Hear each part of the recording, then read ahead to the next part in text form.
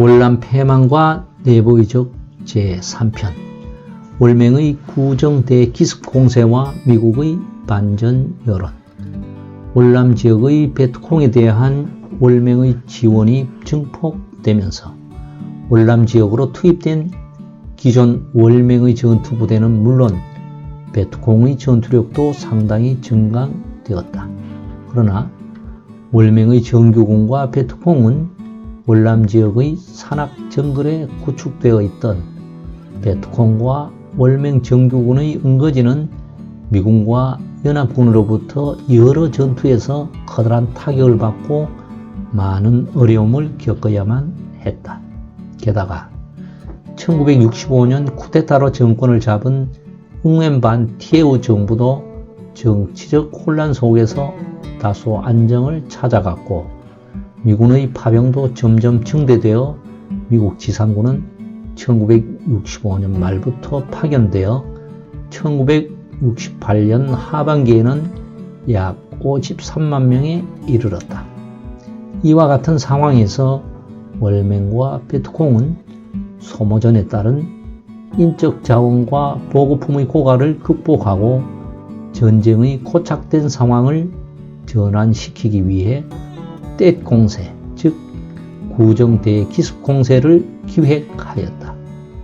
한국과 유사하게 베트남 민족들에게도 가장 큰 명절인 설을 전후하여 월맹은 설 연휴 일주일 동안 휴전하겠다고 대대적으로 선전하여 월남의 군대와 미군들의 긴장과 경계를 늦추도록 유도한 뒤 1968년 1월 30일 음력 설을 앞두고 새벽에 월맹의 보 응웬 지압 장군의 지휘 아래 월남 전 지역의 도시에 대대적인 대기습 공세를 감행하였다.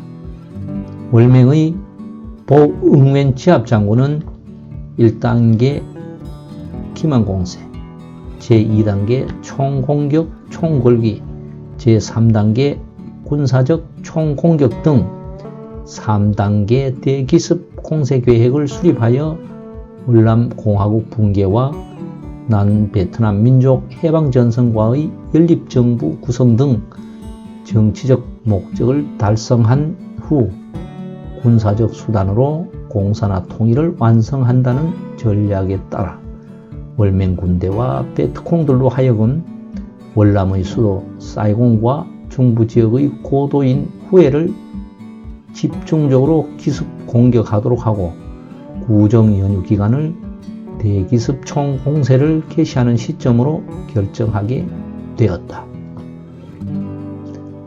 설 전날인 1월 29일 베트남 전국은 고향집을 찾아가는 귀향 행렬로 큰 혼잡을 이루었고 이전에도 구정 연휴 기간에는 전투가 벌어지지 않았기 때문에 남베트남의 티우 대통령은 1968년 1월 29일 오후 6시부터 1월 31일 오전 6시까지 36시간 동안 휴전을 선포하였으며 버스는 모처럼 고향을 찾아 가족들과 즐거운 시간을 보낼 생각에 들떠있는 민간인들과 군인들을 가득 싣고 있었고 이 버스들을 일일이 검문한다는 것은 불가능했으며 또 베트남군의 군복을 입은 게릴라 대원들은 미군 트럭까지 세워 타고 사이공 봉기를 일으킬 여러 도시들로 속속 잠입하고 있었다.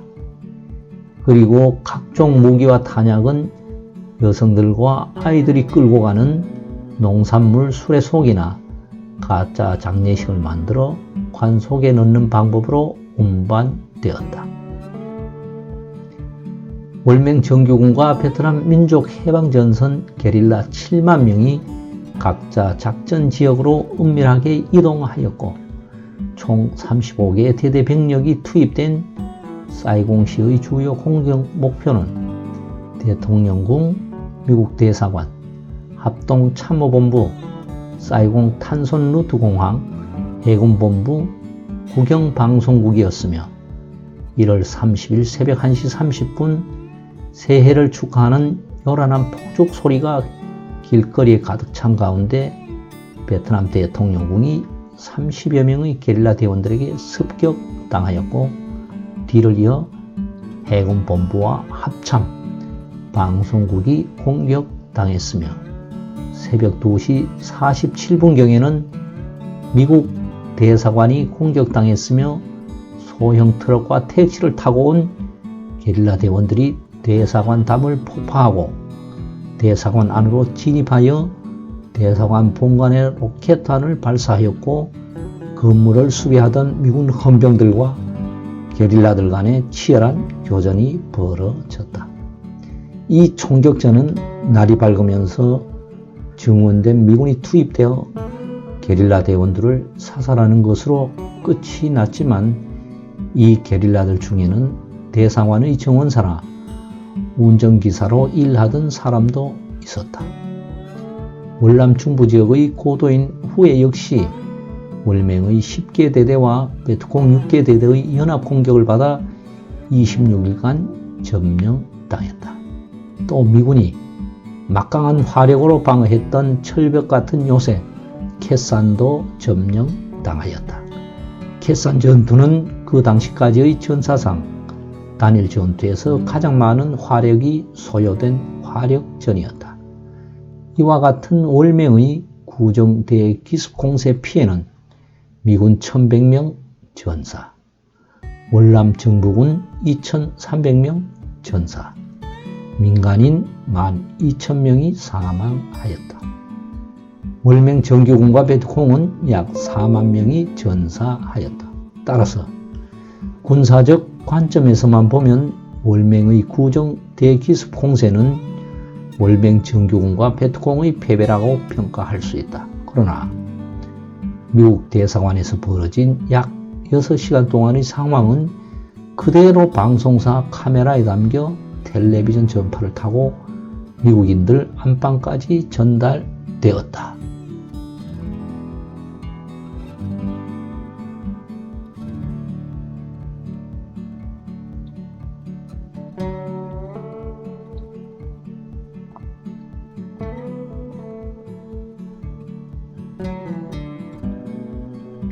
그러나 월맹의 구정 대기습 공세 시 베트콩의 사이공 공격 장면 및 미국 대사관의 점거와 불타는 장면, 켓산 전투에서 미군의 일방적인 패배 모습과 부상당한 미군들이 처참하게 피 흘리면서 죽어가는 장면 등이 생생하게 TV를 통해 전 세계에 보도되면서 미국 시민들로 하여금 베트남 전쟁에 대해 새롭게 인식하도록 하였고 미국 정부의 베트남 정책에 대한 미국 시민들의 비판으로 나타나 대학생들로부터 시작된 반전운동은 곧 미국 전역으로 확산되었으며 유럽 등 국제사회로도 급속히 확산되었다.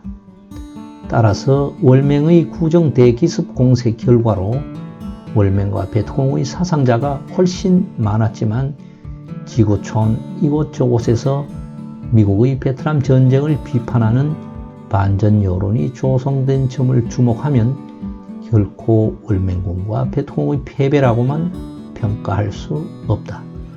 항공모함 엔터프라이즈 함상에서 전쟁은 이제 며칠 끌지 않을 것입니다라고 미국의 제36대 대통령 린던 베인스 존슨 연설이 있은 지 2달 후 월맹의 구정대 기습 공세로 미국 사회에서 반전 여론 및 반전 운동이 급속히 확산되자 미국의 제36대 대통령 린던 존슨 대통령은 베트남 전쟁의 정책을 전면 수정하여 1968년 3월 31일 성명을 통해 월맹 지역에 대한 폭격을 중지하는 조건으로 월맹 정부에게 평화협정을 제안하였다.